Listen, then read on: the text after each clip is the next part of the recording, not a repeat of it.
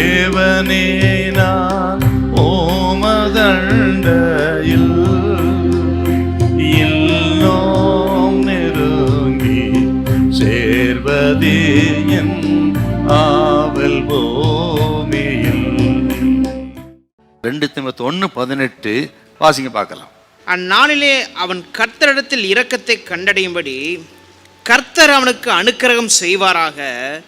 அவன் எபேசுவிலே செய்த பற்பல உதவிகளையும் நீ நன்றாய் அறிந்திருக்கிறாயே. கர்த்தர் அவனுக்கு அனுக்கிரகம் செய்தருள்வாராக. இந்த ஒநேசிப்போரு பவுலின் இருதயத்தை இளைப்பாற பண்ணினான். அவர் விலங்க குறித்து கவலைப்படவில்லை, வெட்கப்படவில்லை. ரோமாபுரியில தன் உயிரை பணயம் வைத்து அதிக ஜாக்கிரதையாய் கண்டுபிடித்து பற்பல உதவிகளை செய்தான். இப்படியெல்லாம் செய்த இந்த ஒநேசிப்போருக்கு அவன் வீட்டாருக்கும் கைமாறு செய்வதற்கு பவுலிடத்தில் ஒன்றுமில்லை. அவர் இருப்பதோ சிறைச்சாலை. சிறையிலிருந்து ஒன்று செய்ய முடியாத நிலைமையில அவர் ஒன்று செய்தார். மனதார ஒநேசிப்போரும் குடும்பத்தாரை வாழ்த்துகிறார். அந்த குடும்பத்தாருக்காக ஊக்கமா ஜெபம் பண்றார்.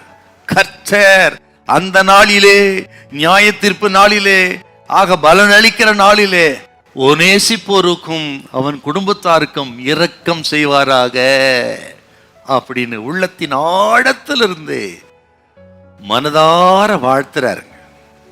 தான் கைமாறு செய்ய முடியாமல் போனாலும் தான் சேவிக்கிற ஆண்டவர் உனக்கு உதவி செய்வாருப்பா அப்படின்னு ஒரு தேவ மனுஷன் வாழ்த்துறது எத்தனை ஆச்சரியமான ஒரு வாழ்த்துதல்.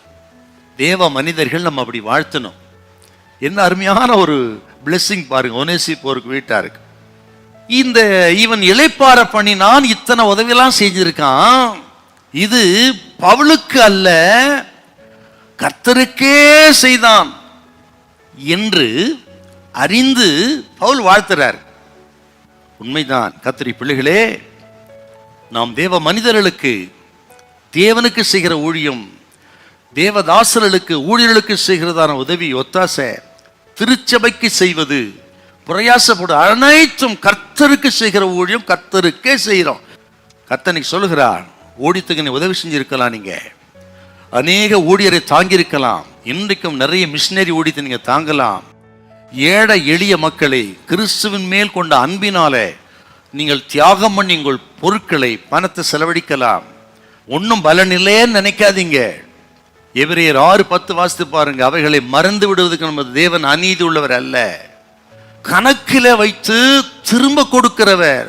ஆண்டவர் சொல்றாரு பாத்தீங்களா, ஒரு கலசம் தண்ணி கொடுத்தால் அதன் பலனை அனுபவிக்காமல் போகவே மாட்டாங்க.